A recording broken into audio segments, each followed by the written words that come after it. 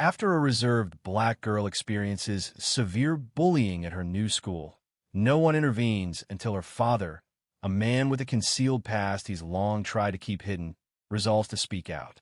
Imani Reddick stood near the side entrance of Halston Middle School, clutching her backpack strap until her fingers hurt. She didn't cry. That wasn't her way. She remained silent, her chin slightly lowered, observing the stream of students who didn't even acknowledge her. She had discovered that remaining unnoticed could offer more protection than being visible. Mobile, Alabama, was not her home.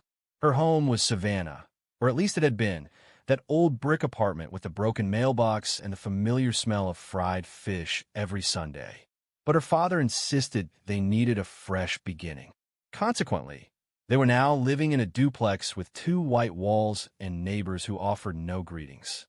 Her initial week at Halston High had been largely uneventful. The teachers were courteous, her coursework was within her abilities, and the cafeteria food was acceptable.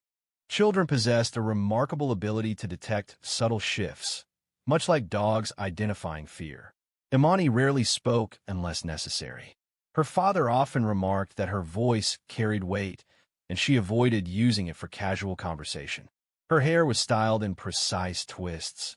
Her shoes were polished, and her clothes were neatly pressed. She presented a simple, intelligent appearance, avoiding anything ostentatious, simply careful.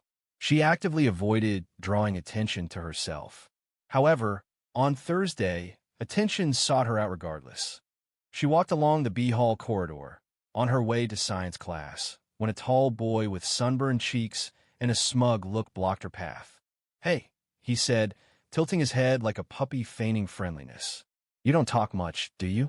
Imani blinked at him, uncertain if it was a question or a challenge. "What's wrong?" he pressed. "Are you too good to say hi?" She replied softly, attempting to move past. He shifted aside and bumped her shoulder, causing her to stumble slightly. "Chill out." She simply acknowledged him. He didn't respond, continuing his walk, his heartbeat quickening unexpectedly. His name was Tyler McHale. She discovered this later during gym class, when he erupted in laughter during a basketball game and called another student slow as hell, a comment audible to everyone in the room. The other boys joined in his laughter. Even the coach remained largely silent. Tyler McHale was known for a certain behavior, though it was rarely spoken of directly. He belonged to that category of children best left undisturbed, especially if you valued tranquility. Imani recognized the pattern. He possessed the hallmarks: boisterous, presumptuous, and exhibiting a subtle cruelty that often escaped adult observation. That evening, at their residence, her father posed the customary inquiry. "How was school, dear?" She responded with a slight lift of her shoulders. "Okay. Anyone causing you difficulties?" She denied it with a headshake. Darius Reddick scrutinized her expression.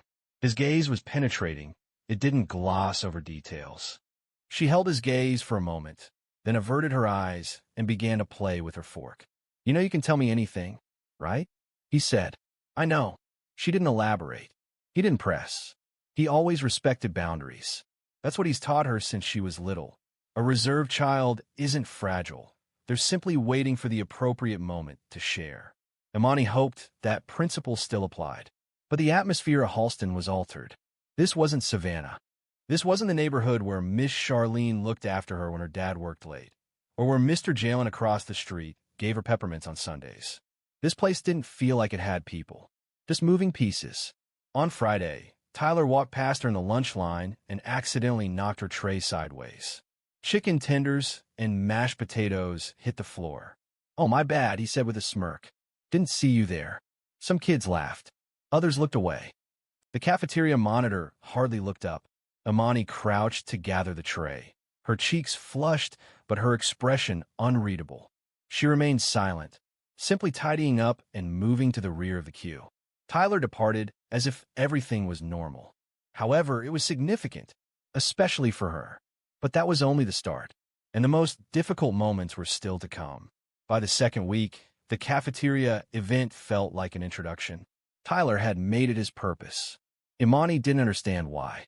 Perhaps it stemmed from her lack of visible reaction compared to others. Or maybe because she didn't appear afraid, despite feeling it. Regardless, Tyler perceived this as a challenge. Initially, it manifested as hushed comments behind her in the hallway. This escalated to staged applause when she responded to questions in class. Following her excellent score on an English pop quiz, he publicly questioned, what's she attempting to demonstrate? Trying to be the teacher's favorite or something. During gym class one day, she was the last person chosen for teams. Tyler, positioned beside the student selecting players, whispered, she probably doesn't even sweat like the rest of us, but she thinks she's too good to stink. He spoke loud enough for 3 other boys to overhear. They laughed. Imani didn't respond. Her lack of reaction served as her shield. However, silence can sometimes exacerbate the situation. By Wednesday, the conflict escalated to physical actions. One morning, she entered class to discover someone had written "mute monkey" across her desk in pencil. She paused, studying the words briefly, before retrieving her eraser. Her hand moved deliberately as she erased. She detected muffled laughter nearby. Later that afternoon, in the hallway, Tyler passed by and murmured, "Better get used to it." That evening, she returned home with a torn strap on her backpack. Her father immediately observed the damage. "What happened?" Darius inquired. "It got caught in the locker hinge," she replied. He remained silent, not meeting her gaze, for a significant pause. Then, in a measured tone, he asked, "You sure about that?" She confirmed with a nod. "Yeah." Darius observed her for a few more seconds, his expression strained. He rose, proceeded to the kitchen, and opened a drawer. Returning with an antique sewing kit, he began to mend the strap while she sat at the table, feigning study. The quiet returned. It wasn't oppressive, just commonplace. She understood he was hesitant. She also recognized he would wait however long she required. A tightness began to build within her, feelings she couldn't articulate. Friday proved to be particularly difficult. During lunchtime, Tyler positioned himself directly across from her, without an invitation or a tray, simply offering a smile. "You don't enjoy conversation, do you?" he remarked, tapping the table with his fingers. "Are you one of those peculiar individuals? Do you believe yourself superior to others?" Imani continued eating, deliberately slow, bite after bite. "I asked you a question," he stated, raising his voice. "Or are you too unintelligent to respond?" Those nearby began to observe the exchange. Several phones were unavailable. Imani glanced up at last. "No," she stated. "No what?" she asked. "I don't believe I'm improved. I simply dislike waste." Immediately after the words were spoken, a plate of spaghetti launched from the periphery. It struck her chest, coating her shirt with red sauce and onto her lap. Amusement rang out. She rose deliberately, making no effort to clean the sauce, simply fixing her gaze on Tyler. His eyes widened, not with fear, merely with surprise. The lunch monitor arrived, predictably late. "What happened?" she asked, her expression already frustrated. Imani remained silent, instead choosing to gather her tray and proceed to the closest trash can. Sauce dripped, and her shirt was stained. Her heart pounded in her chest. That night, she skipped dinner. Her father knocked twice on her door before entering. She was seated on the floor, altering the shirt in her sketch pad, drawing thick black lines over what used to be white cotton. "Baby girl," he said quietly. She didn't answer. He came and sat beside her. "I've been keeping my peace," he said, "trying to let you breathe, give you time. But I know something's going on, and I ain't the type to just sit back while my daughter's hurting." She looked at him, her voice barely a whisper. "I can handle it." "I know you can," he said. However, that shouldn't necessarily be the case. What he didn't know, what neither of them knew, was how near things were to spiraling out of control. It happened the following Tuesday. The school day felt long and tiresome. Imani kept her head down, remained in the back of classrooms, and avoided the cafeteria entirely. She learned which bathrooms were usually empty, which hallways had working cameras, and which ones didn't. However, you can't account for everything. Following sixth period, she was walking along the east hallway. The walls were bare, the lockers were damaged, and there was little movement. Her backpack felt unusually heavy, not due to books, but from the burden she carried within. Feelings of anger, shame, and a nameless sensation that lingered behind her eyes, occasionally causing them to sting without explanation. Then she detected it, the sound of footsteps behind her. Rapid. She didn't look back, simply increasing her pace. However, a sudden shove followed. Forceful. Her shoulder impacted the metal lockers. Her bag slipped from her arm and landed on the floor. "What's your problem, freak?" Tyler's voice echoed behind her, too loud for the space. Imani turned slowly, breathing through her nose. "I'm not bothering you," she said. "Do you think you can disrespect me in front of everybody and get away with it?" He stepped closer. "Go away, Tyler. Or what? I'll tell someone." He grinned. "Like who? Those teachers that don't even look at you? Please."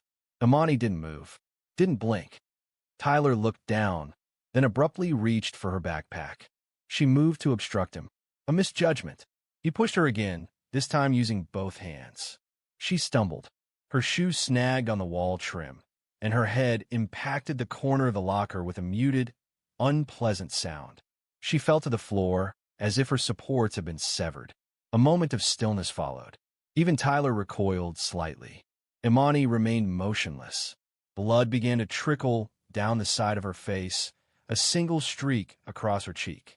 A janitor located down the hall abruptly rounded the corner. His mop stopped in its motion. "Hey, what is happening?" he exclaimed, hurrying toward the scene. Tyler ran. The ambulance arrived in just minutes.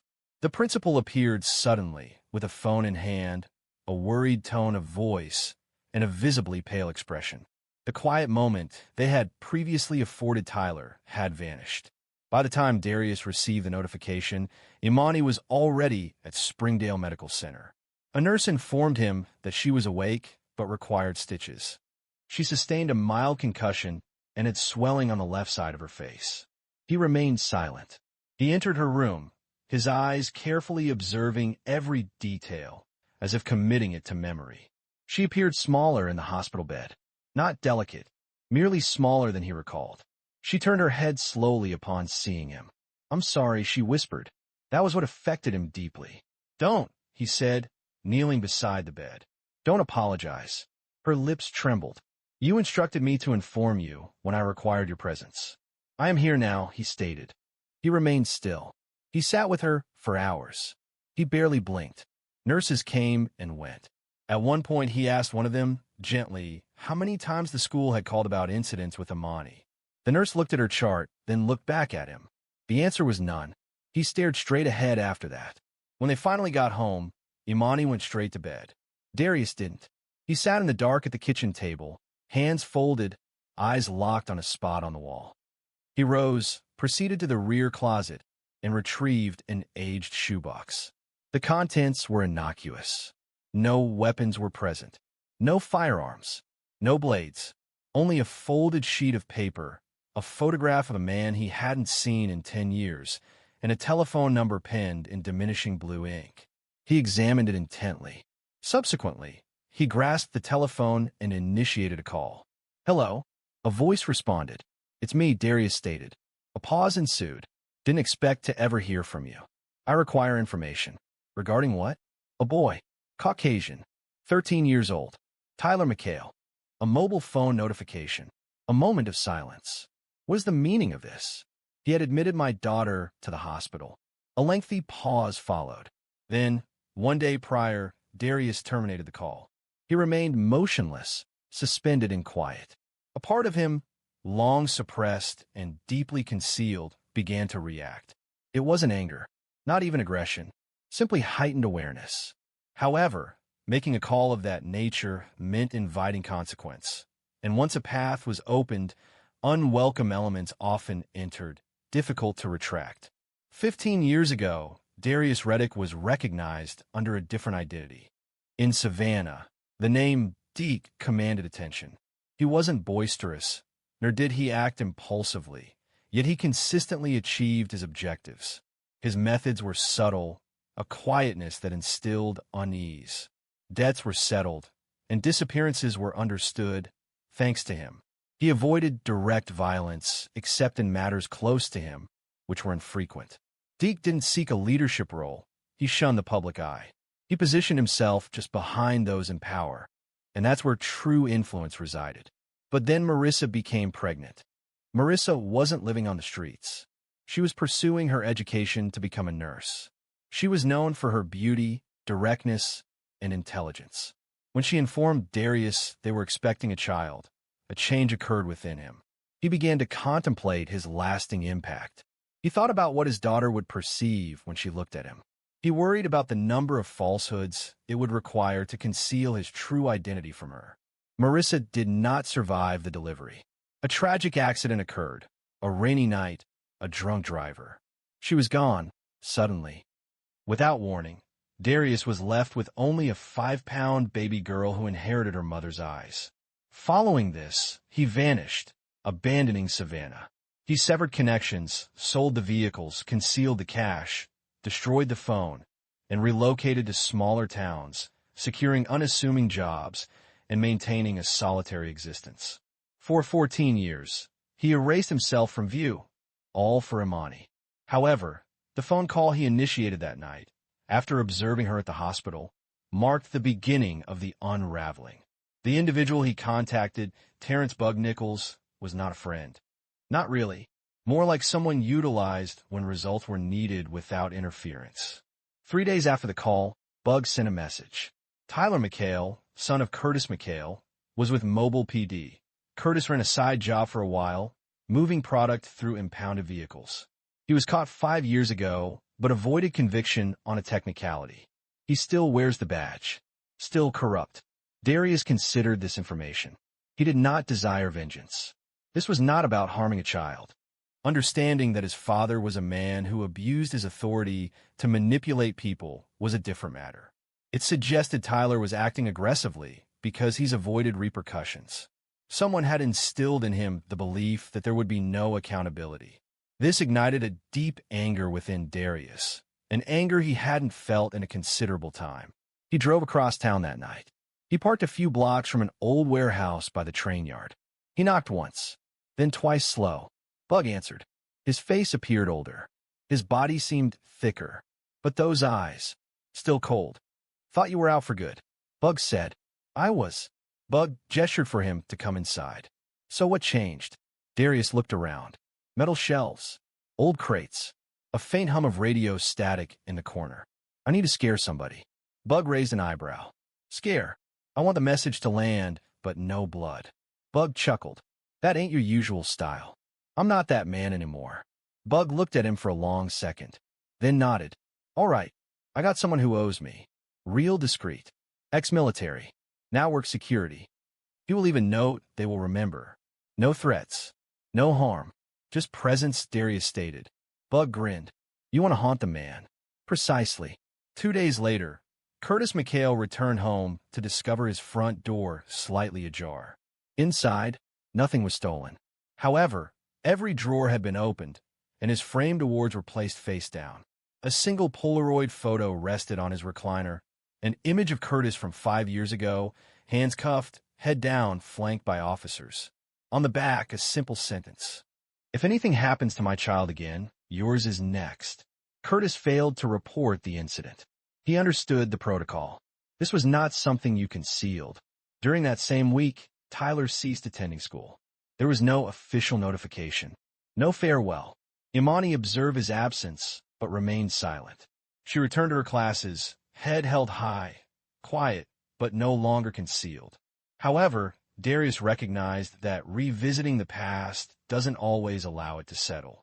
Occasionally, it resurfaces with anger. The house phone rang shortly after 11:30 p.m. Darius seldom answered calls from numbers he didn't recognize, but a feeling compelled him to answer. He remained silent, simply waiting. A low, familiar, and dry voice spoke. You made noise, Deke. Darius paused before responding. Then he requested silence, just a presence. The voice emitted a chuckle. Yeah, well, some presence echoes louder than you think. Darius gripped the phone more firmly. Who is this? The voice inquired. You remember Devin Mars? That name caused a sharp, uncomfortable feeling in his throat.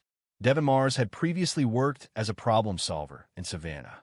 Uncompromising. Precise. and driven by ambition. Darius had wronged him several years prior when Mars threatened someone Darius valued. The incident concluded with a tense confrontation that was never discussed. Until now, he currently resides in Pensacola, involved in real estate, nightclubs, and politics. His child attends Halston Prep. Rumors suggest he's become aware of your name once more, and he's displeased. Darius leaned back in his chair, the kitchen clock ticking behind him like a countdown. I'm no longer part of that world. Then why was your name being circulated again? Click. The line disconnected. For the next hour, Darius remained silent. His thoughts raced. Devin Mars did not forgive, and he did not forget. If his name was being passed around, that meant others were paying attention as well. It wasn't just about Tyler anymore. It was about what people believed Darius might become again. The mere thought of it made his stomach churn. He recalled Imani, how she used to fall asleep on his chest. She remembered how she'd learned to walk with her arms out like wings. He'd promised her a different life, a quiet one. But quiet wasn't always safe. At school, people noticed Imani was walking a little taller. She didn't smile much, but her silence now felt different. Less like retreat, more like strength. Her teacher, Miss Kendrick, pulled her aside after class. I just want to say I'm sorry we didn't do more. We should have, she said. Imani looked her in the eye. I am not relying on others to act appropriately anymore. Miss Kendrick stopped. You possess more strength than you realize. However, strength was insufficient on its own. On that Friday, a black SUV with tinted windows arrived outside the school precisely as the final bell sounded. The vehicle was not the property of a parent, and it remained parked. Imani observed it. A feeling, not of fear but of familiarity, churned in her stomach. She didn't know who was inside, but she had seen a car like that previously, back in Savannah. Following her grandmother's funeral, she informed her father that evening. Darius didn't inquire. He simply moved to the rear room and retrieved a phone from a drawer. Instead of contacting Bug, he dialed another number. A woman answered, her voice raspy, reminiscent of gravel and whiskey. It's been a long time, Deke. Too long, Tanya. I heard you went soft. I did on purpose, he replied. She chuckled once. That's good, but now you're calling. I need eyes on a vehicle. A black SUV with Florida license plates was parked outside Halston Middle School. A moment of silence followed. Then, a voice said, I'll have something for you tomorrow. That night, Darius remained near Imani's bedroom door. This wasn't due to a lack of faith in the locks. It was simply the spot where he felt most at ease. The following day, Tanya returned the call. The vehicles are connected to Mars nightclub. They are not registered in his name, but his driver utilizes them. Imani's school is not part of his typical route. Darius took a deep breath. He is currently not taking any action. He was either sending a message or anticipating one from you. That afternoon, Darius drove to Pensacola. There were no weapons and no threats. Only an old envelope containing a picture of Marissa, Imani's mother. He gave it to the security guard at Mars Club. He instructed the guard to tell Deke that this was now the only thing that mattered, and that if anything happened to her, he would not engage in conversation. The guard remained silent, accepting the envelope and retreating as if it were hazardous material. Darius did not wait for acknowledgement and returned home in silence. When individuals such as Mars are provoked, they do not allow the matter to drop. They identify vulnerabilities, and Darius possessed one. It began with a package. Small, plain, without a return address. It was sitting on Darius's porch 2 mornings after his trip to Pensacola. He understood he should not touch it immediately. He examined it, studied the corners. There were no wires. There was no unusual weight. Nevertheless, he opened it outdoors, cautiously, using a pocket knife he hadn't used in years. Inside was a USB drive. Nothing else. He brought inside. He connected it to the older laptop he's kept isolated from network. The screen displayed a solitary video file. It was labeled property. He initiated playback. Grainy security camera footage from a grocery store parking lot appeared. Imani was visible near the front entrance, using her phone. Then a figure entered the scene. He didn't approach her. He didn't speak. He simply stood across the lot facing her, watching. Subsequently, he walked away. The camera followed his movement. He was a white man, with a shaved head, wearing a blue jacket. A face Darius recognized. An old Mars enforcer.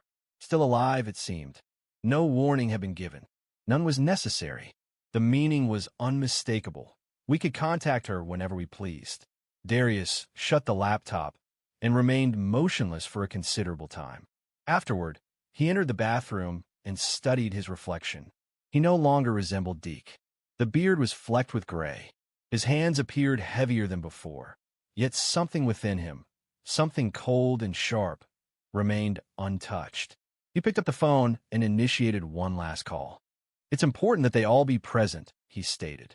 3 hours later, he found himself in the back room of a car shop in Foley. 5 men were seated around him. Each possessed a history they hadn't documented. "Tell me why we're here," one of them inquired. "They threatened my daughter," Darius responded.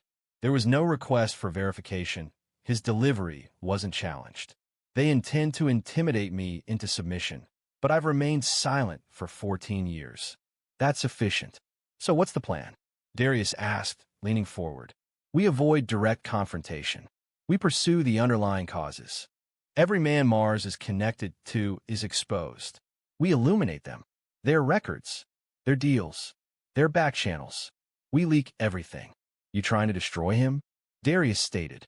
"I'm reminding him that just because I walked away doesn't mean I forgot how to play." The men nodded. Over the next 3 days, Darius orchestrated a quiet demolition. Public records were sent to journalists. Photos were sent to wives. Hidden accounts were reported to the IRS. One of Mars' clubs suddenly got flagged for health code violations. Yet another establishment lost its liquor license abruptly. The process was handled discreetly and legally. However, the implications were unmistakable. By Friday, the SUV ceased appearing at Imani's school. Mars became silent. There was no retaliation, no communication, but the situation remained unresolved. That evening, Imani returned from school and discovered Darius at the kitchen table with the envelope from the club placed before him. She sat opposite him. For the first time, she inquired, "What did you used to do?"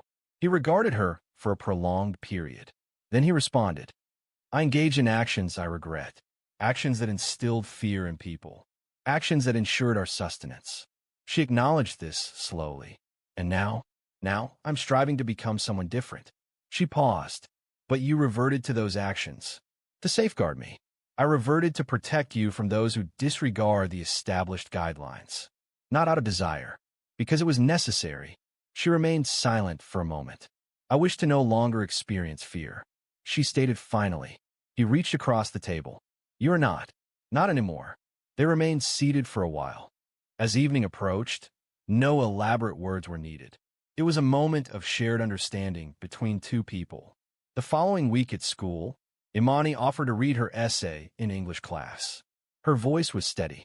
The essay explored courage, not the dramatic kind seen in films, but the courage to appear regardless, to speak even when hesitant, and to remain upright despite external pressure.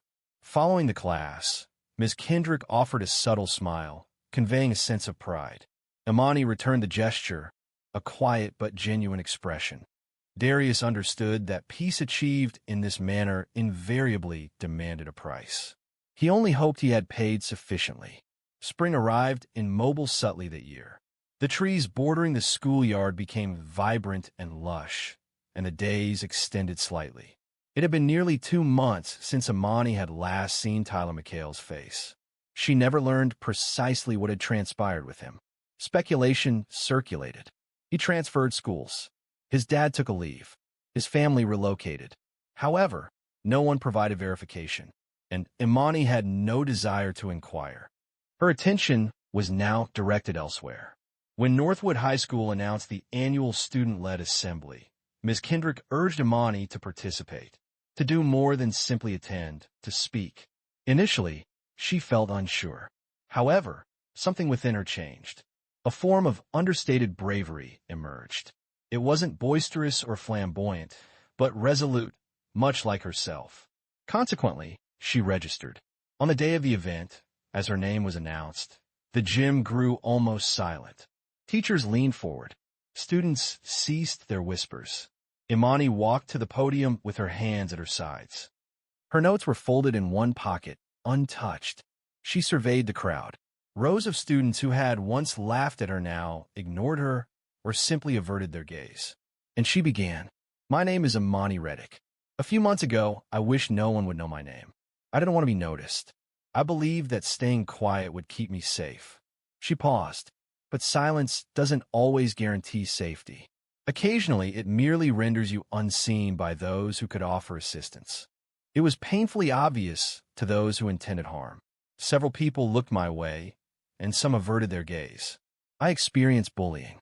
It wasn't due to any action on my part, simply because I didn't align with someone else's preconceived notion of how I should appear. It was a painful experience, and it diminished my sense of self.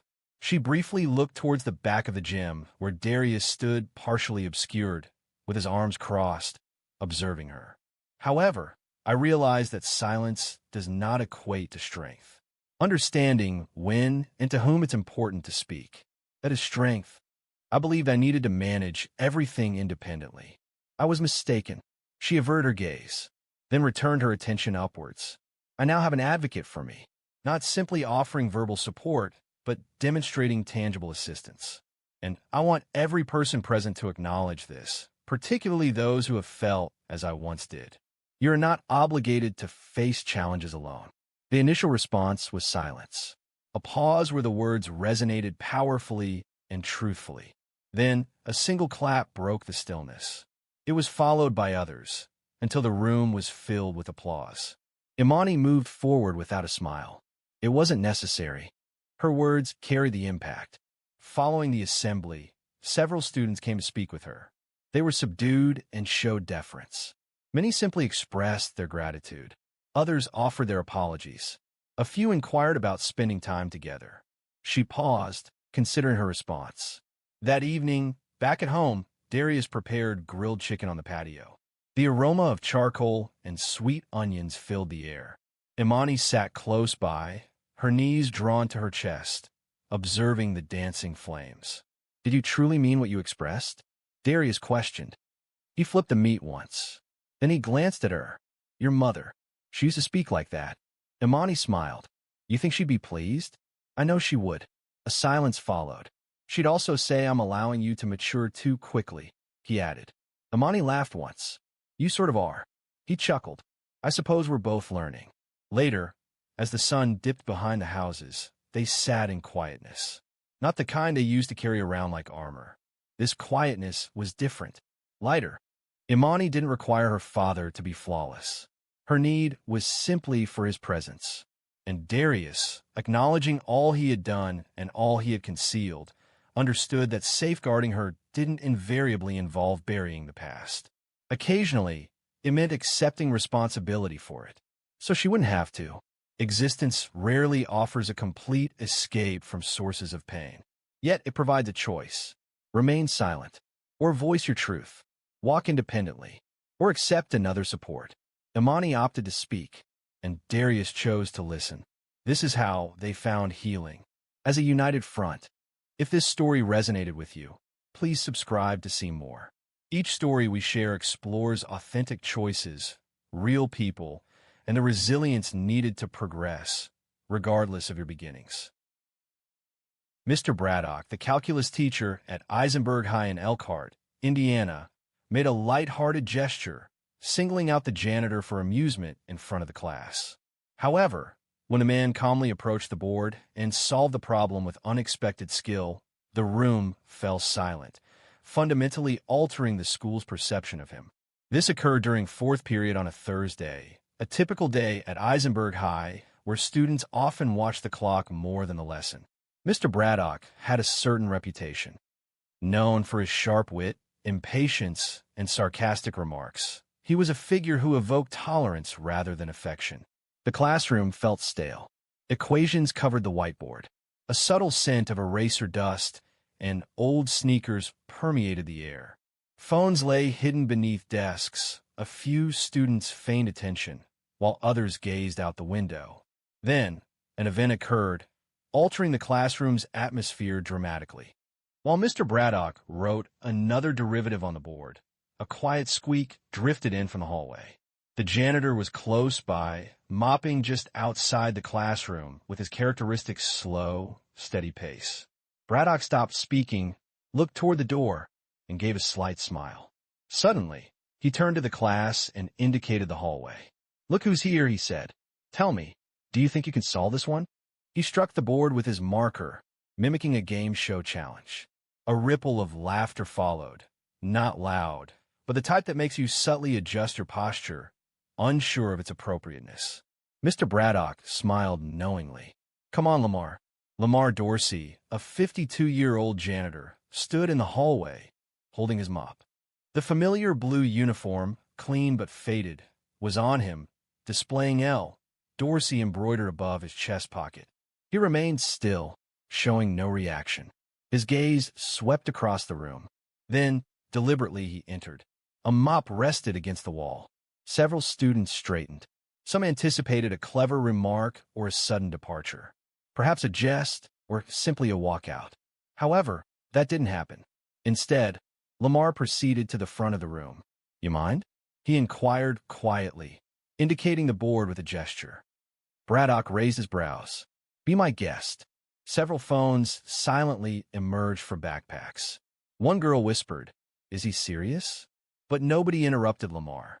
He picked up the marker, examined the equation, and paused, not because he was unsure, but as if he were considering something. Intensely, like someone studying a well-known map. He narrowed his eyes slightly. Then he began to write. There was no theatrics, no embellishment, just careful strokes, one line following another. The room became unnervingly quiet. The only sounds were the marker on the whiteboard and a chair creaking as someone leaned forward. Mr. Braddock crossed his arms, observing intently. His expression remained unchanged, though his jaw tightened. Lamar explained the steps aloud, his voice quiet and patient. "See, this here's a chain rule problem, but the trick is recognizing the inner function first. Once you isolate that, it becomes a lot cleaner." He moved with the ease of someone experienced, not just with the problem, but with the teaching. His manner was unassuming and not arrogant. He clarified matters straightforwardly, with clarity, as if he's dedicated more effort to instruction than to menial tasks. Upon completion, he secured the marker and retreated. The board displayed meticulous, well-structured work. He addressed Braddock, then the class. "That's one approach," he stated. And briefly, stillness reigned.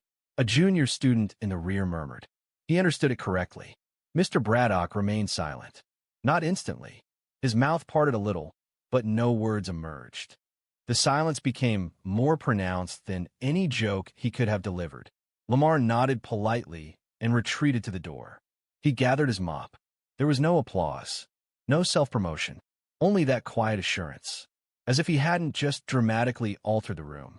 But as Lamar reached for the chalk, no one anticipated what would follow. No one stirred. For a complete 10 seconds, it felt as though the class had been pulled from a dream and placed into something authentic. The sort of moment that doesn't typically occur in a high school classroom. Lamar Dorsey, known as Mr. Dorsey, was in the process of leaving when a comment was made. Had he just thought that? It was Wes Hanley, a senior seated in the front row, who rarely spoke unless it concerned academic performance. He was completely serious. His eyes were wide with surprise. He glanced back at the board, as if a solution might have altered during a brief moment of closure. Braddock then spoke, his tone even and somewhat annoyed. He acknowledged that Mr. Dorsey had, nonetheless, provided the correct answer. His voice lacked its typical sarcasm. A different feeling seemed present, perhaps confusion, or even something like discomfort. Lamar looked back. "I worked with numbers extensively in the past," he stated, then offered a slight shrug. "They remain with me." Several students chuckled, not directed at him this time, but because the atmosphere was easing. Lamar didn't pause for a reply. He departed, mop in hand, his shoes squeaking quietly down the hallway, as if nothing had occurred. It was as if he hadn't just resolved a complex academic challenge in less than 3 minutes without using a calculator. That's when the phones appeared. Someone had recorded the entire incident. Carly Benson, a junior in the third row, had already begun editing the video before the school bell sounded. In the hallway between classes, the topic of conversation was solely focused on the event. "Did you see Mr. Dorsey?" Braddock's expression. He appeared as if someone had disconnected him. Where did he acquire that knowledge? It was believed he only cleaned floors. By lunchtime, the video appeared on TikTok and then Instagram. It was unedited, simply a shaky view of Lamar's hands working on the board, accompanied by a voice saying, "Yo, he's solving it." The text accompanying the video stated, "Our janitor just outperformed the calculus teacher." Some people found it amusing. Others observed it with disbelief. Nevertheless, the excitement continued to build. In the teacher's lounge, the atmosphere was similarly charged. "Are you suggesting he completed a full derivative chain problem mentally?" inquired Ms. Lin, the physics teacher.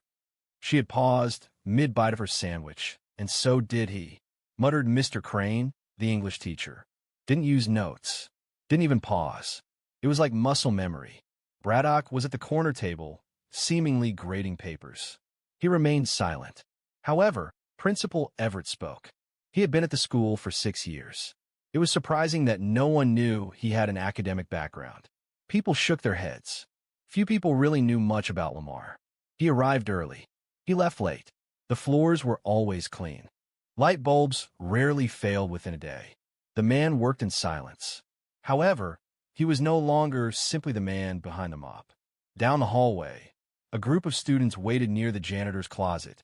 They weren't there to report a spill or request a broom. They simply wanted to speak with him. One student, a 12-year-old boy holding his geometry book, inquired, "Do you tutor Mr. Dorsey?"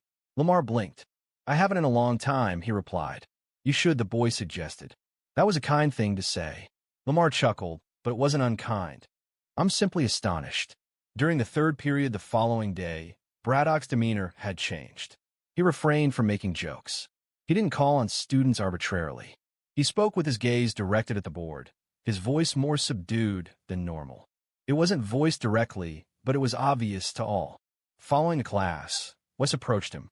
"Mr. Braddock, regarding that incident with Mr. Dorsey yesterday, he employed the very method you demonstrated last week. The chain rule, correct?" Braddock nodded once. "That is correct. Only he articulated it more effectively." Braddock remained silent. However, the truly startling aspect wasn't the proposed solution itself. It was what Lamar said following it. Lamar Dorsey hadn't intended to create a disturbance. He generally avoided being the focus of attention. This had been the case since his youth.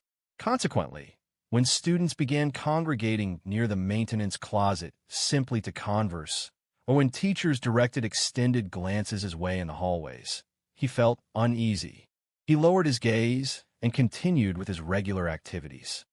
Restocking paper towels, repairing a leaky faucet in the boys' locker room, and cleaning cafeteria tables consumed his time. However, he began to notice a subtle change. There was a perceptible shift in how people regarded him, as if they were attempting to place him within a framework they hadn't previously recognized. This wasn't merely curiosity, it was a mixture of confusion, respect, and perhaps regret. The sensation made him uncomfortable. Later that afternoon, Principal Everett requested that he visit the front office. He entered, still wearing his gloves, his uniform slightly damp from cleaning the cafeteria sinks. He took off his cap as a gesture of respect. Everett leaned forward in his chair, his hands clasped together. "Lamar, may I ask you a question? Do you have experience in education or engineering?" Lamar paused. He glanced downwards briefly, as if revisiting a long-forgotten aspect of himself. "I attended Purdue," he said softly. "Mechanical engineering. Full scholarship." The principal leaned back, eyebrows raised. "You serious?" was Lamar's reply. He had plans. Things got complicated, and for the first time in a long while, he began to recount the story. He'd grown up in Gary, Indiana. A bright young man, he's always been fascinated by how things worked. Motors, pulleys, anything he could take apart and put back together. His mother, Estelle, raised him and his 2 sisters on her own. She worked overtime at a textile plant and still found time to read to them every night. She held a deep conviction that education offered the sole path to advancement, frequently stating, "Books first, always." She explained that the world might attempt to deny opportunity, but possessing your own key ensured access. Lamar secured that key. He was valedictorian, a winner at the state science fair, and then received a scholarship to Purdue. During his freshman year, he was already tutoring fellow students. Instructors noticed his name on the attendance roster and took note. However, sophomore year brought a life-altering phone call. His mother had collapsed at work. Medical professionals diagnosed her with advanced cancer. When Lamar arrived at the hospital, she was struggling to remain conscious. "I can handle this," she murmured. He disregarded her request and did not return home. He took a semester off from school, then another. He found employment, working in a warehouse and doing overnight shifts at a grocery store. He worked to cover expenses. Academic pursuits became less important. So did the dream. When his mother died, possessions were disorganized. He lacked a place to return to, lacked funds to complete his degree, and received no communication from a guidance counselor checking on his absence. "I repeatedly thought I would return to school," Lamar told Everett. But one situation led to another. Life doesn't wait for anyone. The principal remained silent. The narrative carried weight, not melodrama. It was simply authentic, the sort of existence one rarely encounters unless actively inquired about. At his residence, Lamar stored his academic records in a box situated beneath his bed. He possessed a faded Purdue sweatshirt, an antique calculator, and a photograph of himself and his mother from orientation day. He had not used any of these items, yet he kept them. Now they were being revisited.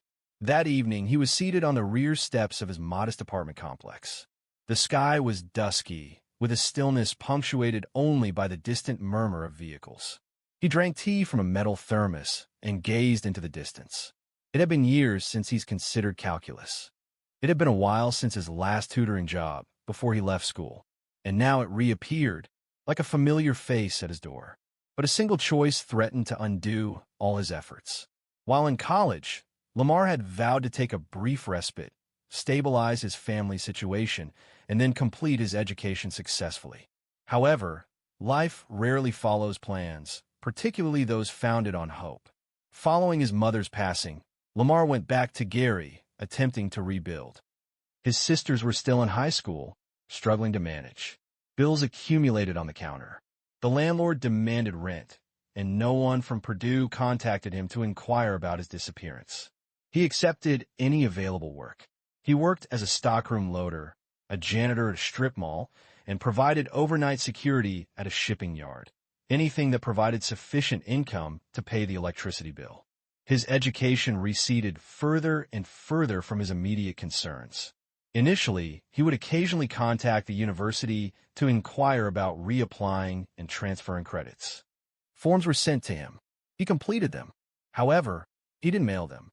There was always an obstacle. Then came a critical moment. It occurred in late November. A man named Frank Booker, the owner of a flooring company in South Bend, had offered Lamar consistent employment. "You're capable," he stated. "Don't squander your time sweeping floors. I'll personally train you." Lamar felt hopeful again, having a genuine opportunity. However, the day before his start date, his youngest sister, Alana, was involved in a school altercation. A disagreement that quickly worsened. She had injured someone's nose. Expulsion was threatened. Lamar felt compelled to be present. No one else would support her.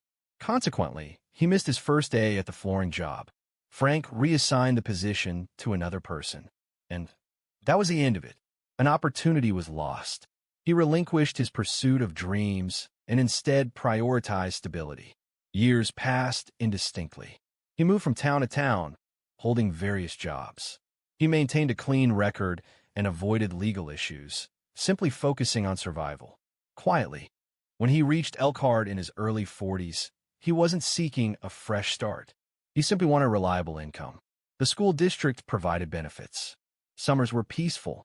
He accepted the janitor position without hesitation. He found it agreeable in his own way. It was predictable. The work was clean. Students left him undisturbed. Teachers offered polite smiles. He didn't anticipate friendship or belonging. He didn't require it. He remained inconspicuous. He cleaned up messes and vanished before the last bell rang. Yet, numbers remained with him. Occasionally, after successfully completing a math course, he would briefly observe the board.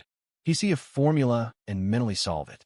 It felt akin to muscle memory, a facet of his mind that remained keen even as other aspects succumbed to the weight of habit. He would return home, prepare a simple supper, grilled fish, brown rice, perhaps some carrots, and peruse a vintage engineering book he stored behind the cereal boxes, just to confirm his abilities. He invariably did. He simply lacked an opportunity to demonstrate them. Then Mr. Braddock addressed him that day. And now, changes were occurring, not only at school, but also within him. He reflected on the students who waited outside his supply closet with questions. He thought about Wes Hamley visiting that morning with a folded piece of paper and saying, "Mr. Dorsey, I attempted to solve that same problem. Could you review it for me?" And Lamar had, with care, methodically. He clarified where Wes had made a mistake without causing embarrassment. Wes smiled when he finally grasped the concept. It wasn't solely a matter of pride. It was about a sense of belonging. That feeling lingered. However, not everyone reacted positively. Braddock, in particular, became unusually reserved. Students observed it. Teachers observed it.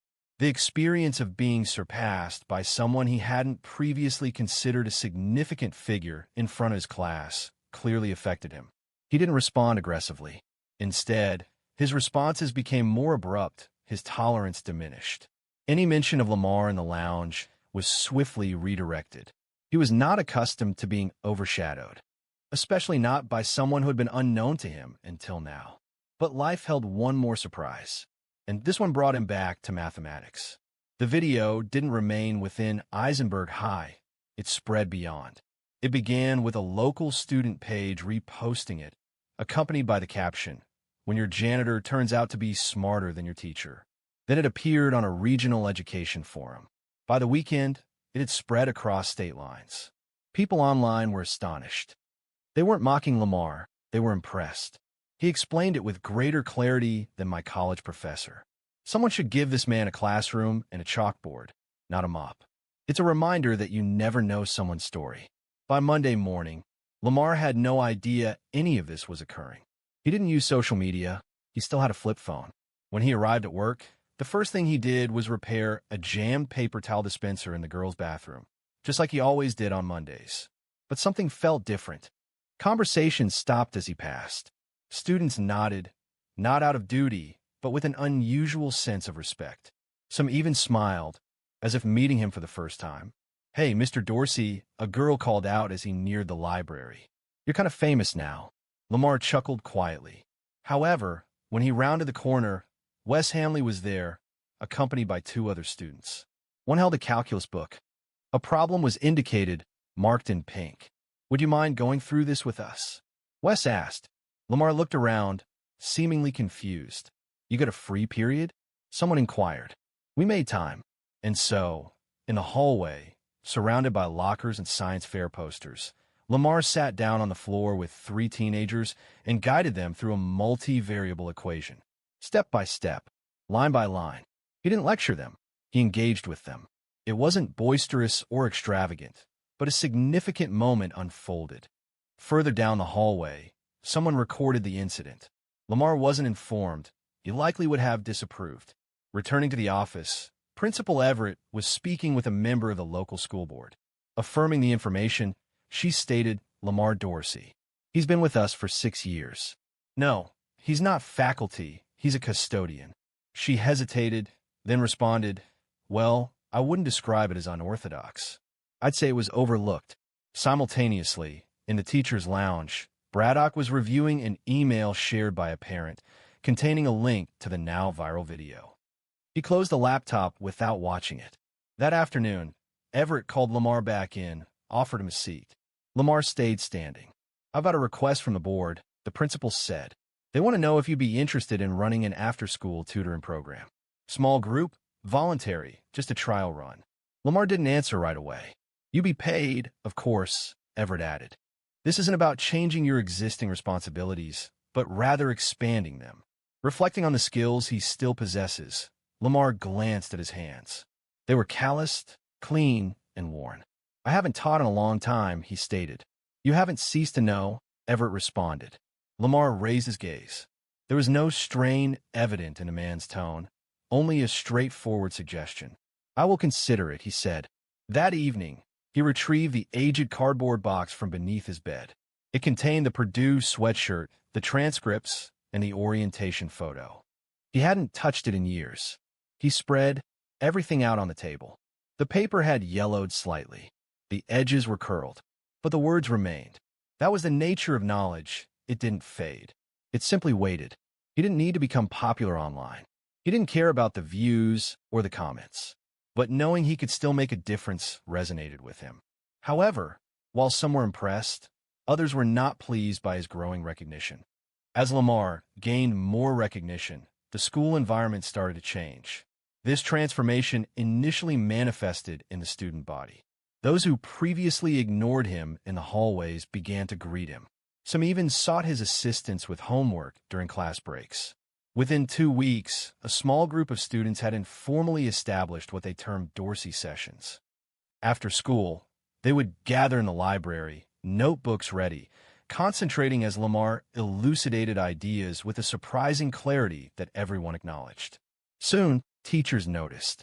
Ms. Lin, the physics teacher, was the first to visit the library and observe him assisting the students. You possess a talent, she remarked gently, and it's not limited to calculations. However, not all reactions were positive. Mr. Braddock had remained silent regarding Lamar since the initial event. Within the teacher's lounge, he presented an outward appearance of normalcy. However, his silences betrayed a lingering bitterness. His speech was concise and abrupt. He avoided direct eye contact with Lamar and never referenced calculus. During a parent-teacher meeting, when Lamar's increasing impact on the students was discussed, Braddock stated, "It's good they're interested in math. Let's just make sure we don't blur the line between instruction and inspiration." While seemingly courteous, the underlying tone was unmistakable to everyone present. The principal didn't ignore the situation. He summoned Braddock to his office one morning and explained the issue directly. "I know it was difficult," Everett remarked, "but Lamar didn't shame you. He motivated them," Braddock conceded, adjusting in his chair. "He may lack formal credentials, but he's educated significantly more than we initially understood.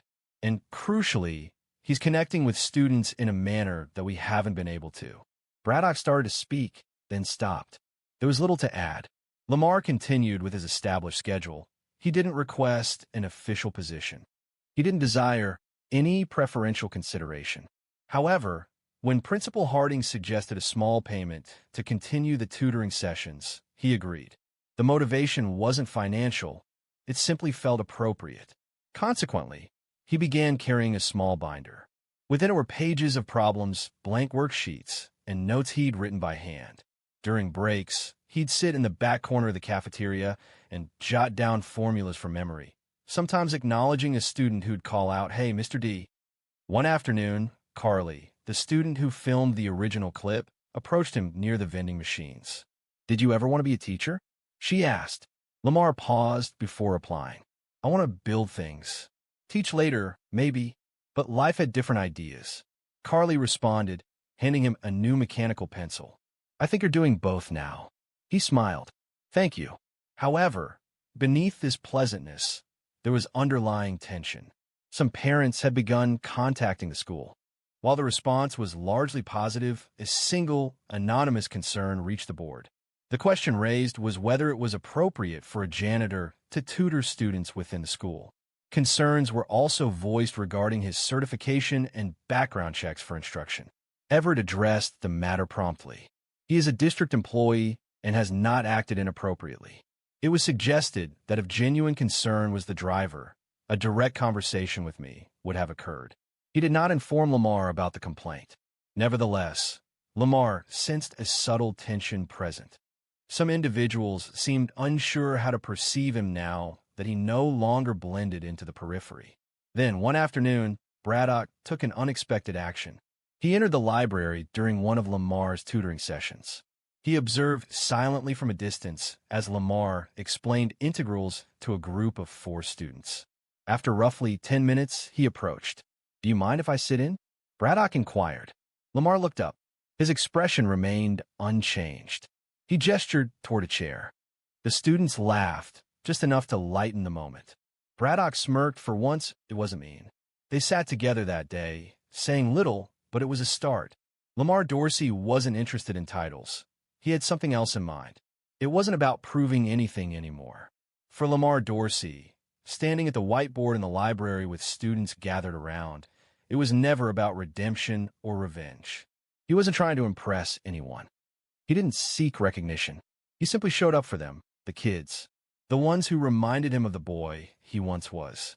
Every Tuesday and Thursday, right after the final bell, that corner of the library filled with chatter, questions, scribbled notes, and wide eyes as Lamar walked students through math problems they once feared. Not because he possessed all the answers, but because he helped them believe they could discover those answers themselves. That's what mattered. Isaiah, a freshman who previously struggled with algebra last semester, is now confidently solving quadratic equations. Tasha, who once disliked math, is now conducting brief study groups on weekends for her cousins, utilizing notes from Lamar. Lamar didn't lecture from the front of the room like a conventional teacher. Instead, he sat alongside his students, engaged in conversation, and posed questions before providing answers. Consequently, an increasing number of teachers began visiting. They weren't there to monitor, but simply to observe his methods. Ms. Lynn inquired about utilizing some of his explanations in her class. Coach Rivera asked if Lamar would assist in establishing a summer preparation group for incoming freshmen. Even Braddock, typically hesitant and prideful, began visiting frequently. While not every day, he visited often enough. He would quietly suggest a couple of additional problems and eventually started offering words of encouragement to the students. The sharpness in his voice lessened. A change occurred within him, softening his demeanor. During one tutoring session, Braddock stayed behind after the students had departed. "You know," he remarked, glancing at the board, "I once believed this position conferred significance upon me. That teaching provided authority." Lamar remained silent. "But you're showing me what it truly involves, consistently being present and ensuring that each moment has value." Lamar simply nodded in agreement. Everyone occasionally strays from their path. He was not one to bear resentment. He had no need to. Principal Everett summoned him again a month later. A suggestion was put forward to establish his sessions as a non-credit elective class next semester, designed for enrichment and to build students' confidence. Everett cautioned that we would need to navigate some administrative processes. Lamar responded, shaking his head gently, and stated that he appreciated the offer but did not require the formal recognition. He preferred to maintain a simple approach, encouraging attendance based on genuine interest rather than a fixed schedule. Everett agreed, nodding, and assured him that they would provide support in any way possible. News of his efforts extended past the school district. A reporter from a local news outlet visited to conduct an interview. Lamar chose to keep his comments brief, avoiding sensationalism and self-promotion. "I'm simply demonstrating what they already possess," he stated. "Sometimes it requires a bit of time to recognize it." In the spring, Eisenberg High held its yearly student showcase, featuring science projects, art displays, and choir performances. In one corner of the gym, a booth called Dorsey's Table showcased student reflections on math, life, and confidence. Many students wrote about how Lamar had helped them discover more about themselves. This wasn't because he provided answers, but because he listened and showed belief. By the end of the night, people had stopped asking, "Is he the janitor?" Instead, they were saying, "That's Mr. Dorsey." He didn't wear a suit. He didn't give a speech. He stood near the table, smiled, and expressed gratitude to the students who approached. Afterwards that evening, returning to his apartment, he retrieved the well-worn Purdue sweatshirt from the box beneath his bed. He refrained from wearing it. Instead, he folded it carefully, placed it inside a fresh storage container, and added a file containing student thank you notes alongside it. He understood that legacy isn't defined by positions. It's about the impact you create in others. He didn't require completing school to instruct. He didn't need a degree to guide. He simply needed to be present each day and demonstrate genuine care. And that's precisely what he intended to continue. Thank you for hearing Lamar's story. If it resonated with you, if it brought to mind someone you may have underestimated or someone who offered you support, please subscribe and share it with someone who could benefit from it. Because sometimes the most brilliant intellects reside in the most unassuming environments. A man struck a 53-year-old woman on public transit, mistakenly believing she was alone and vulnerable. He was unaware that her husband held the position of the most respected officer in town. It had been a challenging day, characterized by delays and setbacks. When Vanessa Kirkland arrived at the Blue Line platform in downtown Sacramento, her heels were causing discomfort, her back ached, and she was 2 missed calls behind schedule on her way to the train. The time was approaching 6:15 p.m. The sun had already begun to descend behind the old courthouse building. She looked at her phone, but did not check the notifications. Not tonight. Vanessa was 53, possessing a sharp mind, a warm voice, and consistently wearing her silver-framed glasses and demonstrating patience. She worked as a lead advocate at a nonprofit legal center, experiencing long days, emotionally draining environments, and paperwork that was constant. Nevertheless, she wouldn't trade it. Assisting individuals, particularly families navigating a system they found perplexing or untrustworthy, felt like a duty, not merely a profession. As the train arrived, she boarded and looked for a place to sit. Limited space was available. She located a partially filled row towards the center and settled in with a soft exhale, placing her tote bag next to her. The atmosphere was largely peaceful. Passengers were absorbed in their phones, listening to music or browsing on screens. A teenager in a school hoodie, chewing gum and watching something with the volume a little too high, sat directly across from her. 2 seats to her left, a couple of nurses still in scrubs spoke softly in Spanish. It was nothing out of the ordinary. The train began to move. Vanessa rested her head and breathed out. She considered dinner, likely just leftovers. Perhaps she would reheat that lentil stew. Or possibly just cereal and a long bath. Her thoughts wandered. But then a voice arose. It was loud, rapid, and smug. "Excuse me, I'm going to ask you something."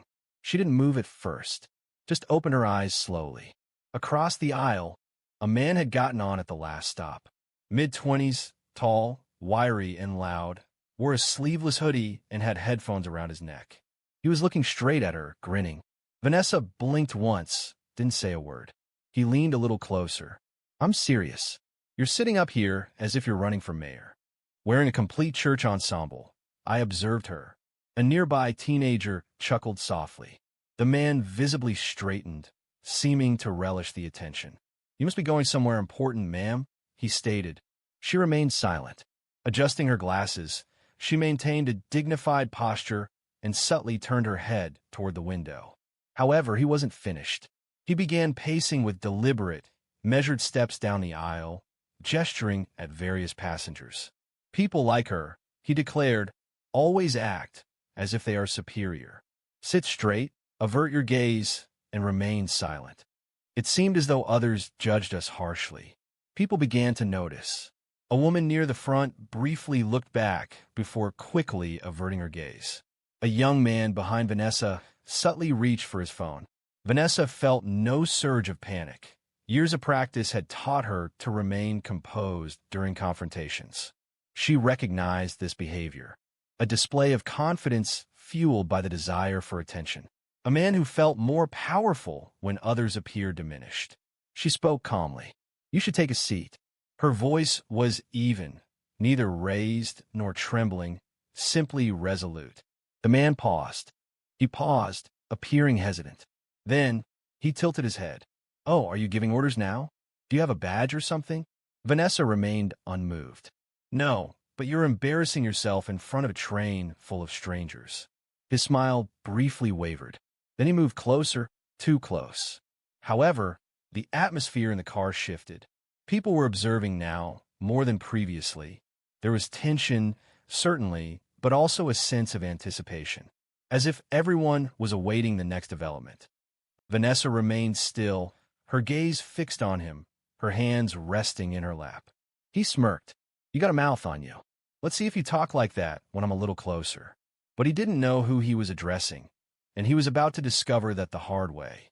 The train rattled forward, cutting through the city as if oblivious to the escalating tension inside Car 7. The man, later identified as Kyle Dunham, aged 26, with a record full of petty nonsense, stood inches from Vanessa now.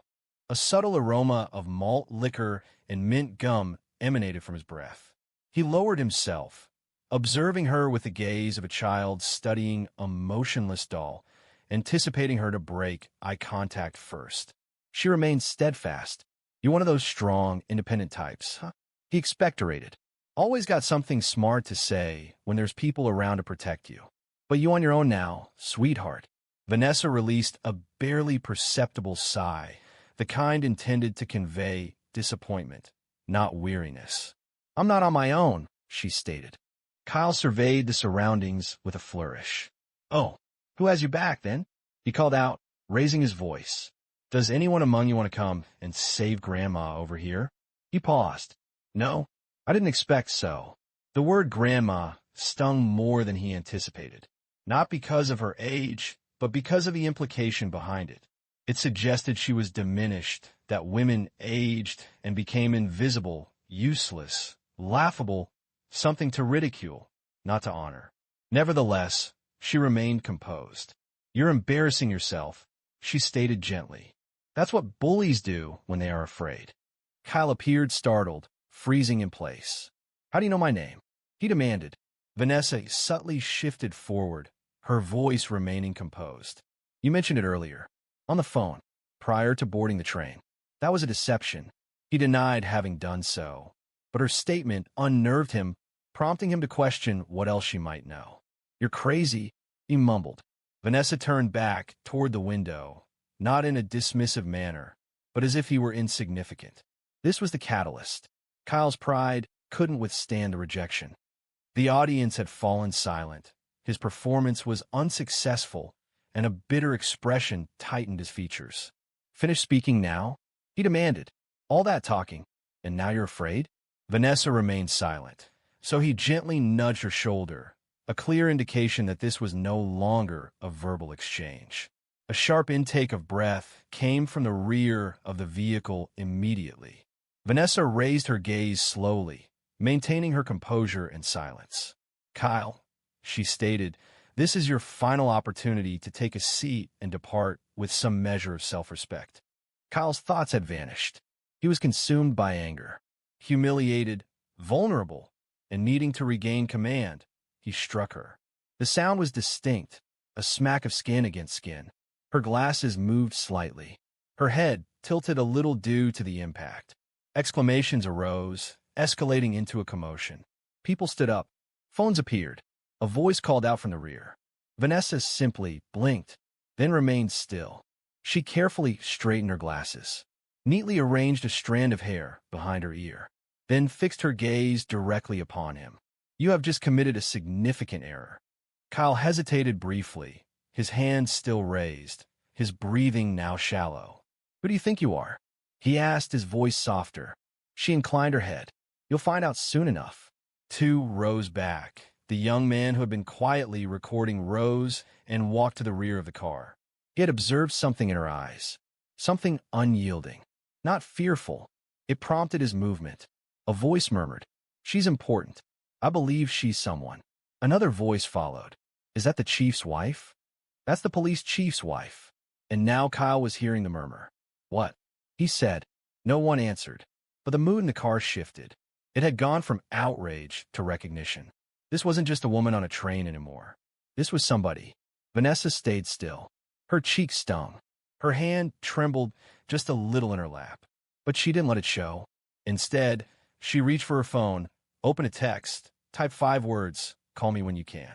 Sent. She glanced upward, not toward Kyle, but at the doors. The train was one stop from Curtis Park Station, and that was the extent of his remaining time. Curtis Park Station was less than 2 minutes away now. But for all those inside the train car, time began to lengthen. No one was speaking anymore. Not genuinely. There were hushed tones, murmurs, yes. But the atmosphere had changed, becoming concentrated and oppressive. Kyle sensed it. He disliked it. He positioned himself in the middle of the aisle, as if he had something yet to demonstrate. His gaze now moved frequently, scanning the passengers who avoided eye contact. He observed those recording, resenting their lack of laughter. They weren't fearful of him, either. Not anymore. "Man, you're tripping," he mumbled. She started it, trying to appear superior. No one reacted. Across from him, Vanessa had repositioned her tote onto her lap. Her fingers were clenched around the straps, her thumb rhythmically stroking a small stitched detail. She felt no fear. However, anger simmered within her. A quiet anger, an anger that held back, an anger that was justified. Her skin still felt hot. The mark of his hand remained visible. She refrained from touching it. Maintaining a composed stance, she kept her shoulders straight. She was aware of the scrutiny, not only from those with phones, but also from the observant individuals who had witnessed similar incidents and felt powerless. Now, their attention was on her, and so was Kyle's. "You think you're better than me," he hissed suddenly. "That's what this is. You people always act like you're too good." Vanessa finally looked at him. Her voice was low. "I don't think I'm better than you. I think you're making choices you're going to regret." "You threatening me?" He shot back. "No," she said. "I'm warning you. There's a difference." The train gave a mechanical groan as it began slowing into Curtis Park. The lights flickered once overhead. Kyle turned toward the door, fidgeting. A woman 2 seats down whispered something to her boyfriend.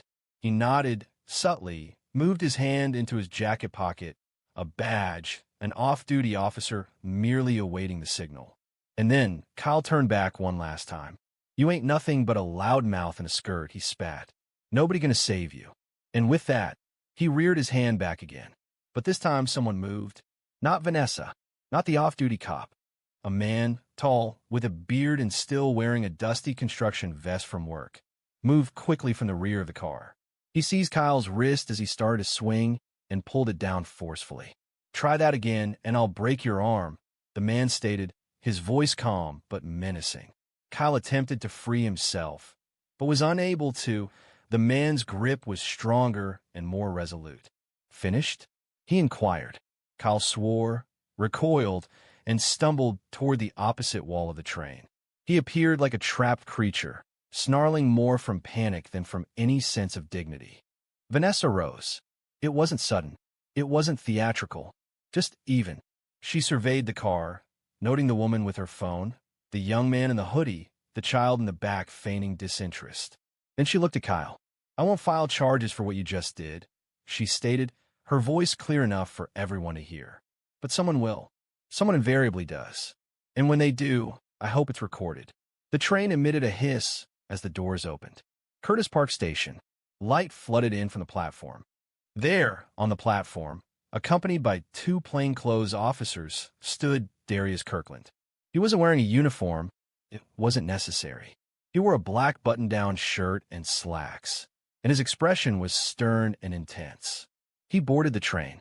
Silence filled the space. Kyle stared at him, puzzled. "Who?" Darius spoke, his tone direct. Kyle remained still. Darius advanced 1 step. Now, a badge appeared, revealed with quiet assurance. The name was visible. Kirkland. Kyle's gaze shifted to Vanessa. An understanding dawned. That name, her. "Oh no," he breathed. The off-duty officer behind him placed a hand on his shoulder. "Let's go." "I didn't know." Kyle shouted. "Yo, I didn't know who she was." Darius said nothing. Vanessa stepped off the train first. She didn't look back. But the man who slapped her would never forget the moment he realized who she was, nor how close he came to losing a lot more than his pride. They walked Kyle off the platform like a child being removed from class for misbehaving. This wasn't a school setting, and no message would be sent home. The train departed behind them. Vanessa maintained a steady, even pace as she walked. Darius walked beside her, mostly silent. He didn't need to speak. His jaw was tense, not with anger, but with controlled composure. Years of policing had shown him the value of knowing when to speak and when silence was more impactful. Behind them, Kyle was guided to a bench close to the platform stairs. He was breathing rapidly, his eyes wide, still processing what had occurred. A plainclothes officer stood close by, observing with little visible emotion. Vanessa reduced her speed and then spoke softly, her voice almost a whisper. "I'm okay." Darius looked at her, his eyes showing a trace of gentleness for the first time since boarding the train. "I know you are," he replied, "but I'm not." He hesitated. "I saw the entire video before I arrived. The initial message I received was from Naomi Simmons. Do you recall her? From Housing Court?" Vanessa gave a single nod. "She witnessed the event as it unfolded, communicating it to me in just 4 words.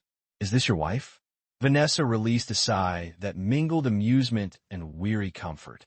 "You should have observed the child in the 3rd row," she remarked. He attempted to disappear the instant that boy began to be noisy, resembling Darren when he would feign sleep to evade tasks. Darius laughed softly. "I long for that boy," she acknowledged, her eyes wandering across the platform. Many people on that train likely recognized this scenario. However, this time the events unfolded differently. He touched her shoulder gently. "It's because you didn't react," she said. "That alters everything." A few yards behind them, Kyle began to fall apart. Not from guilt, not yet, but from fear. The fog lifted, and the man he slapped was standing nearby, shaking hands with law enforcement, while his own hands were held beneath his thighs, like a child avoiding reprimand. An officer spoke to him, and his reply was abrupt and overly loud. Darius overheard. "I didn't even hit her that hard." He glanced at Vanessa, his expression remaining composed. "Do you mind if I handle this?" She gave an affirmative nod. "I trust you."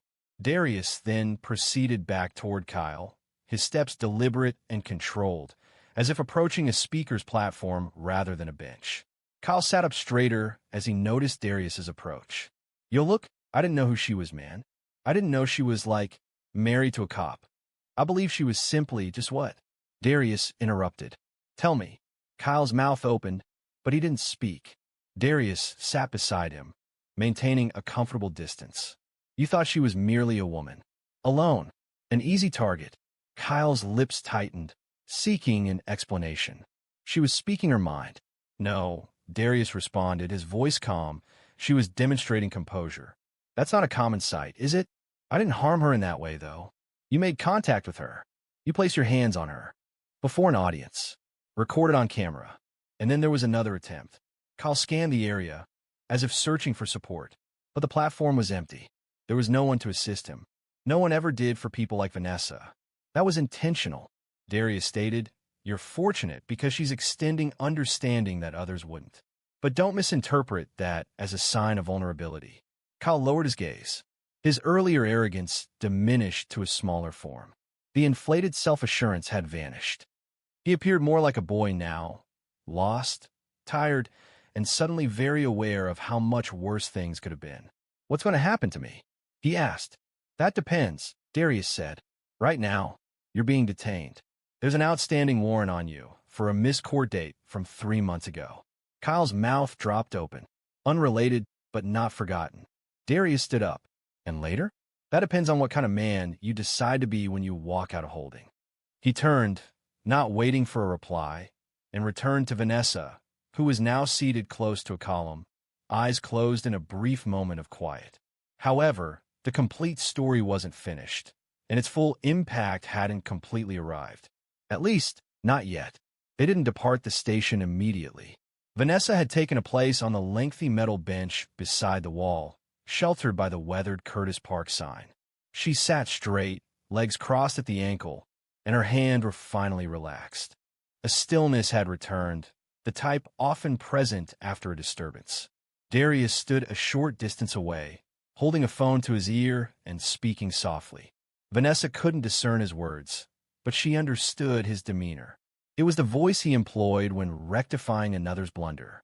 Following a few minutes, he ended the call, approached her, and sat next to her. "They're taking him to county," he stated. "He isn't facing charges yet for the slap. Not unless you request it." Vanessa remained silent for a moment. She wasn't trying to be elusive. She simply needed a short time to consider what was most important. "I won't push," she stated following a brief silence. "Let the warrant take care of it. That's sufficient for now, Darius agreed slowly, nervously biting his lower lip. He acknowledged her fortunate position. They remained seated next to each other.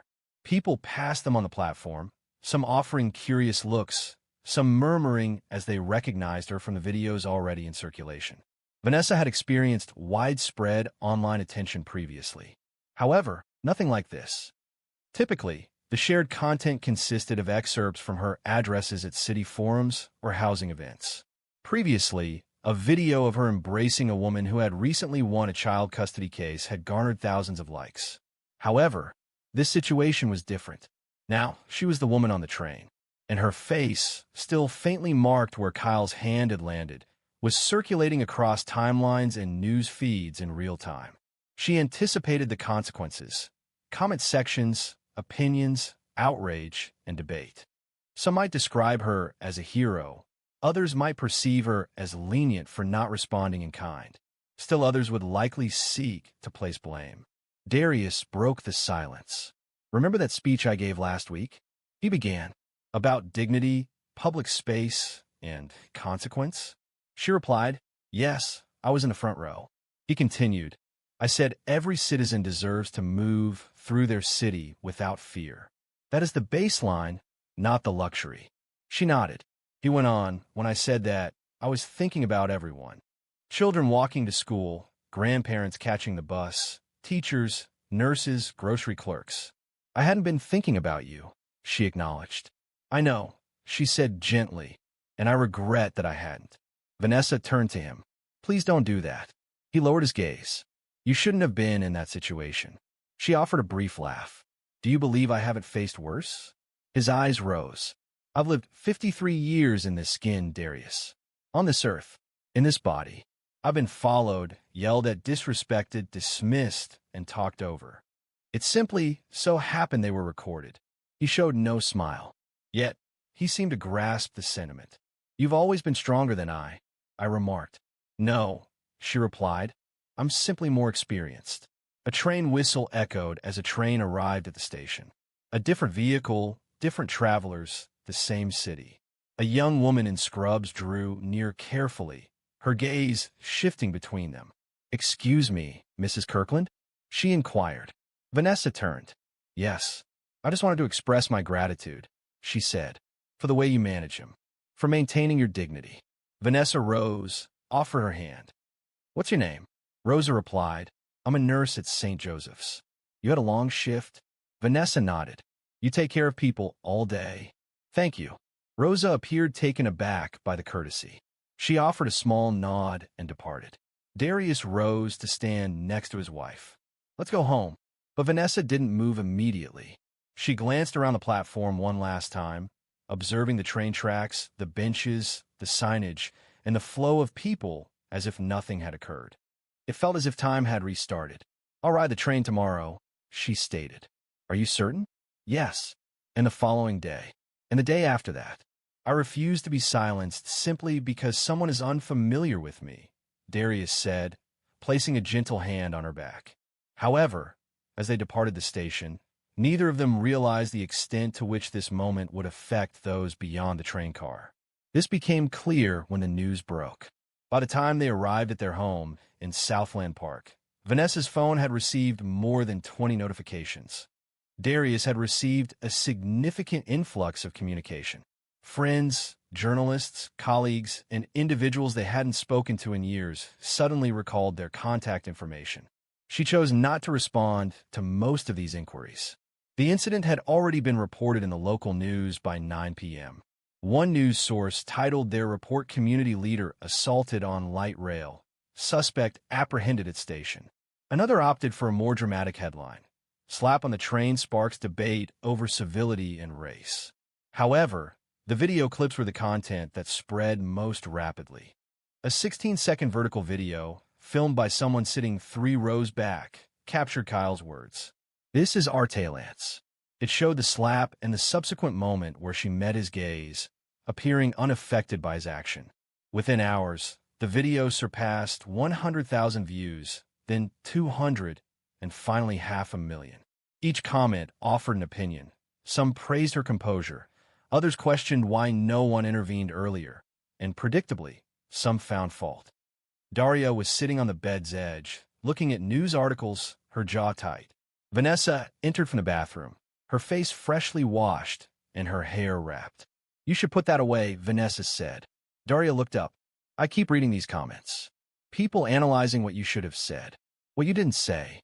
It's as if you were putting on a show. That's the internet." Daria replied. "I simply dislike seeing you transformed into a symbol." Vanessa lifted an eyebrow. "That has been occurring since I was 13 years old. The first instance I experienced being followed in a drugstore simply for wearing lip gloss marked a turning point." Daria sighed. "I know. I only wanted you to find some quiet." "I have quiet," she replied. "And I still do. That boy didn't deprive me of anything. In fact, he provided a space for me to express what I've always felt." He looked at her, pausing. "That regardless of your identity, respect isn't gained through increased volume or physical force. It's demonstrated by how you regard those who are not indebted to you." She positioned herself beside him, carefully taking the phone from his grasp and placing it on the nightstand. "You recall what you told the academy class last spring?" She inquired. "Which part?" He responded. "We don't train for revenge. We train for response." Darius chuckled softly. "I borrowed that line from my grandfather." "Well, you gave it meaning," she replied. "It's the same reason I refrained from reacting with force today. You address situations as they arise, not according to others' expectations, but as they require." A pause. "Did you see how many people were watching?" She continued. "If I had lost control, it wouldn't have been about him anymore. It would have become a completely different situation." Darius nodded slowly. "You are correct." At that moment, a new message appeared on Vanessa's phone. This one was not from the press. It was from a mother of a high school student she'd represented 6 months earlier in a school discrimination case. She had defended him after he'd been suspended for what proved to be a false accusation by a teacher. The message stated, "My son saw the video and said, 'That's Miss Kirkland. She's real. I just want you to know how much you matter to people like us. Thank you for being who you are.'" Vanessa looked at the message for a long moment. Then she gave the phone to Darius silently. He read it, exhaled, and for the first time that night, he allowed himself to smile. "You matter," he said. "So do you," she replied. The following morning, while they were seated together on the porch enjoying coffee, a news van leisurely drove down the street. The vehicle didn't halt, but the camera within directed its view towards the house before proceeding onward.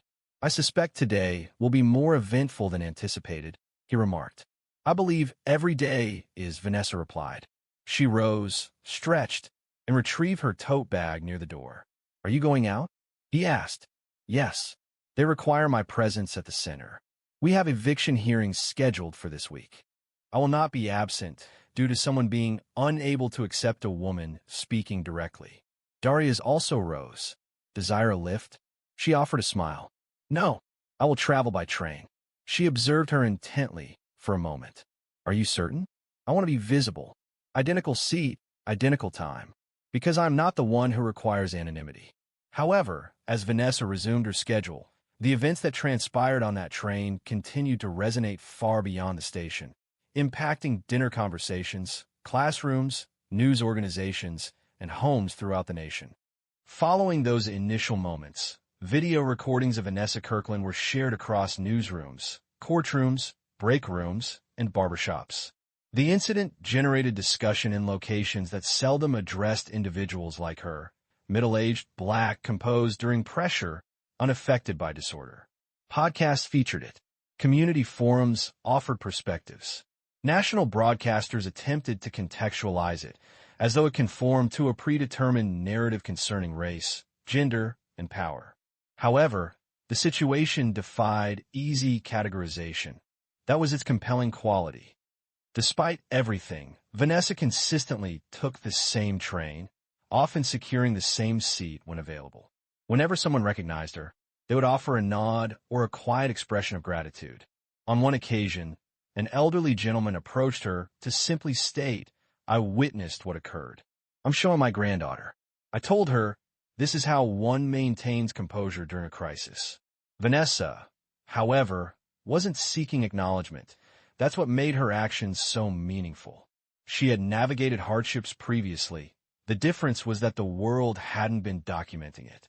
The city organized a public forum 2 weeks later. Community safety, transportation, and law enforcement relations were the focus of the meeting. The hall was full. Darius was invited to speak. Attendees anticipated a discussion about crime statistics and updated patrol approaches. However, he chose to recount the story of the train. "I wasn't present at the beginning," he stated from the podium. "I wasn't seated beside her. I didn't observe the expression in his gaze or the stillness with which she remained while others spoke. But I was present when it concluded, and what I witnessed extended beyond my wife." He embodied restraint, strength, and a level of control that most of us only discuss in theory. He paused, looking out at the crowd. Her actions transcended mere self-preservation. She demonstrated that standing your ground doesn't always require physical force. Sometimes it involves maintaining composure when someone is attempting to undermine you. Vanessa remained silent that evening. She was seated in the second row, wearing a navy blazer and black slacks, her hands resting in her lap. Observing, hearing, understanding. Afterward, as they headed back to the vehicle, a young reporter stepped forward. He appeared apprehensive, holding a microphone in one hand and a phone in the other. "Mrs. Kirkland," he began, "do you believe you represent something, given what transpired?" She regarded him. "I am not a symbol," she replied. "I am a woman. I was weary. I was on the train, returning home, and someone believed that entitled them to behave as though I lacked significance, but the manner in which it was addressed. Many are describing it as impactful." She remained composed. "What's impactful," she stated, "is learning how to maintain your composure in a world that persistently attempts to disrupt it." He began to pose another inquiry, but she raised her hand subtly. "That is all," she responded. "Have a good evening." She and Darius departed into the night, and the story, though no longer dominating news coverage, persisted. It resonated in discussions among friends, in classrooms, when instructors utilized it as a practical example. Reflecting on the events, many recalled the emotions they felt witnessing it, prompting introspection about their own responses, their own stillness, and their own sense of self-respect. Kyle Dunham appeared in court 3 days following his arrest. The court referenced his previous charges and imposed a 30-day detention while awaiting further investigation. Vanessa did not attend the court proceedings, stating that she had already expressed what she needed to. The legal center where she worked experienced an increase in support following the incident. Financial support arrived, and individuals registered to volunteer. A few referenced the video, but the majority expressed a desire to contribute to something impactful without needing fanfare. Vanessa Kirkland, in particular, continued her daily train journeys. That train, for better or worse, evolved into a visible representation of dignity and action. In a world often filled with distractions, individuals such as Vanessa Kirkland serve as a reminder of a truth that is often overlooked. True resilience isn't always loud. Occasionally, it remains still, speaks with composure, and stands firm. This isn't driven by a desire to triumph, but a determination to remain present. If this narrative resonated with you, prompted reflection, or evoked thoughts of someone familiar, please share it.